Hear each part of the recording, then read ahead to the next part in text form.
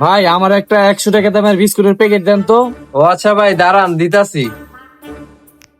এই যে ভাই আপনার বিস্কিট।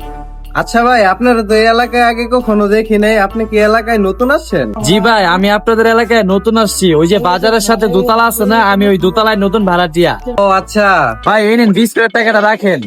ভাই, 500 টাকা দিলেন, মাত্র দোকানটা খুলছি, 500 টাকা তো ভাঙতি হইব না ভাই। ও ভাঙতি নাই?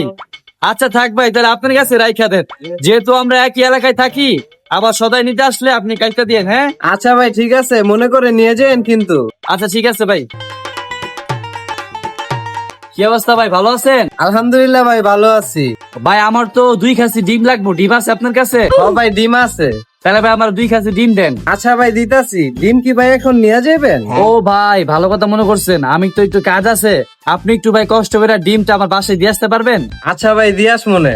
আচ্ছা ভাই ঠিক আছে ভাই, অনেক উপকার হলো ভাই। আরে ভাই, আমরাই তো, কোনো সমস্যা নাই। আর ভাই 2 খাসি ডিমের দাম কত? 2 খাসি ডিমের দাম 700 টাকা।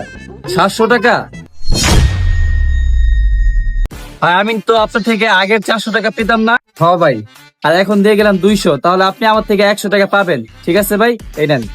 আচ্ছা ভাই ঠিক আছে। কি অবস্থা ভাই, ভালো আছেন?